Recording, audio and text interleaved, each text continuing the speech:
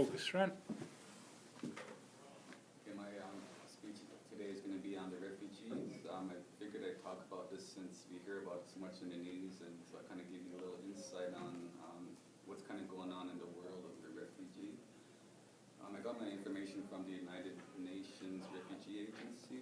They kind of like, they're the agency that looks after, like, if there's any like crisis going on or whatever, people fleeing their country, they're the ones that kind of step in and, you know, like take the role of doing something for these people. So the United Nations Refugee Agency, they'll recognize a refugee if they're fleeing their country for well-founded fear of persecution because of their race, religion, nationality, social group, or politics.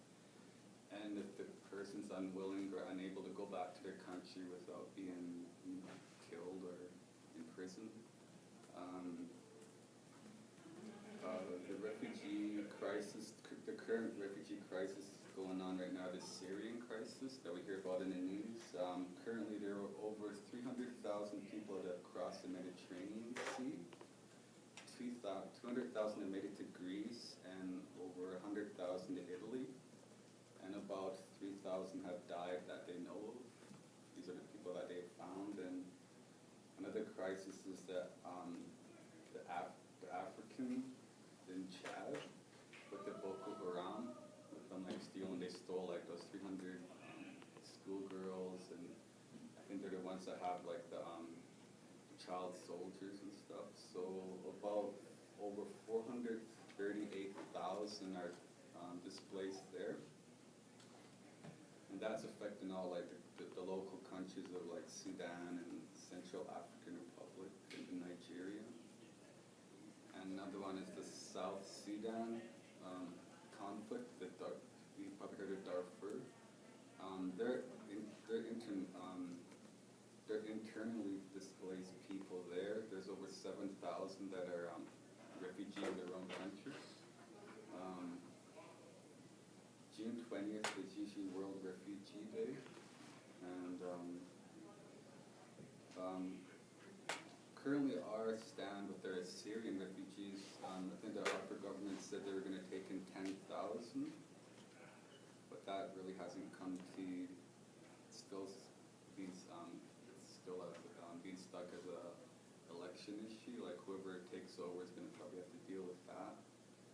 And so I'll talk about Canada and how we deal with the refugees.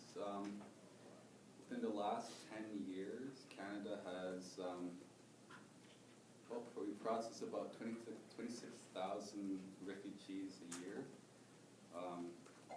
Of that, about 11,000 successfully claim refugee status. Of those, 4,000 are their dependents. 7,000 are entitled to government assistance, and 4,000 get privately sponsored. 2014 we had 23,000, and refugees claim 10% of the total immigrants who come to Canada. That's a different thing too, is a refugee is not an immigrant, or they're not considered an immigrant. An immigrant comes here for work. You know, they come here, they move here, they go through the process of applying to come here. That's just like they come from here from anywhere around the world.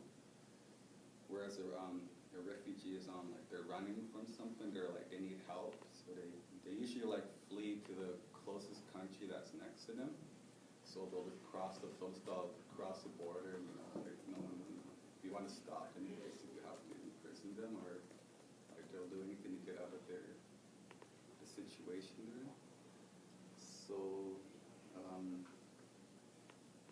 what the United Nations Refugee Agency does is that they send out, they kind of have like a, they go by certain, like an etiquette role. They provide protection, resettlement, awareness, and fundraising for refugees. When you send money into the this refugee agency, of every dollar, 86% goes to humanitarian aid, program support, just in case you're wondering if you do donate to these people. And Canada totaled 73 million last year. That's of the 2% of the global budget.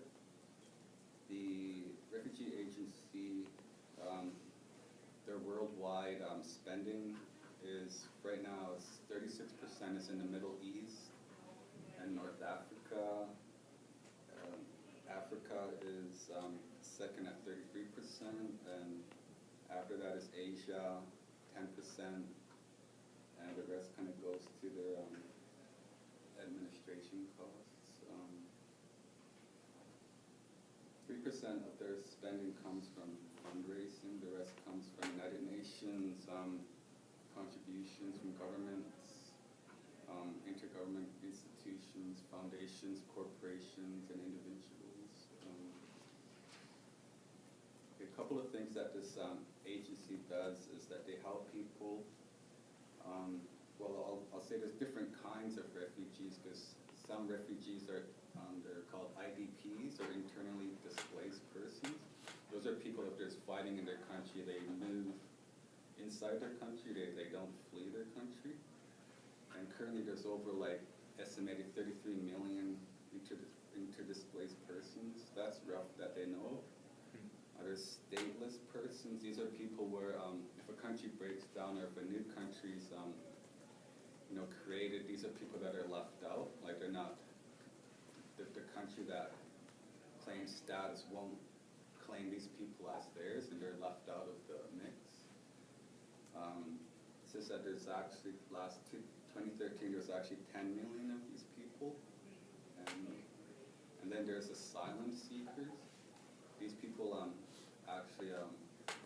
they're seeking international protection, and they're actually waiting to be evaluated in whatever country they are, and they have to demonstrate that there is a well-founded fear they return to their country.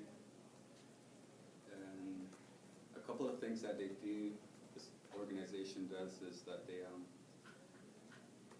provide rapid response. So within 72 hours of a crisis, they send out as much as, they can assist as many as 600,000 newly displaced people. And in 2013, they had 460 emergency missions. They provide survival needs, like those are all the tents, shelters that you see around, and they provide those basic needs like blankets. And last year they provided 15,000 tons of essential items. There's the health and nutrition. They provide anywhere where there's like these refugees gather, it's really unsanitary. There's no water and all this and that, so they get like disease and stuff. So they provide health care, and they supply clean water, sanitation and all that to kind of keep them clean, and they provide basic emergency and basic health care. And over 4 million of these refugees are in malaria-prone areas, so they get sick quite easily and a lot.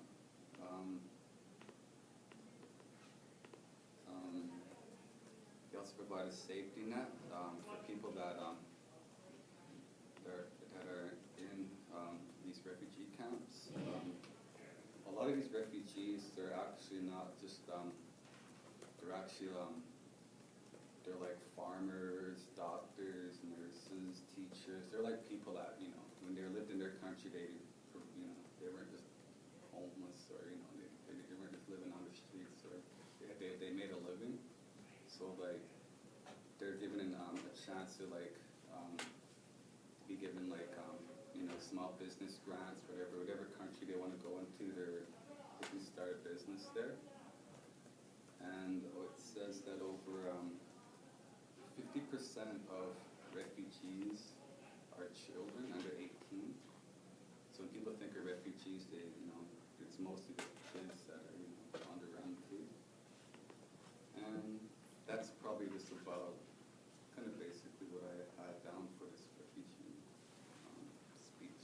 That's all I have. Right.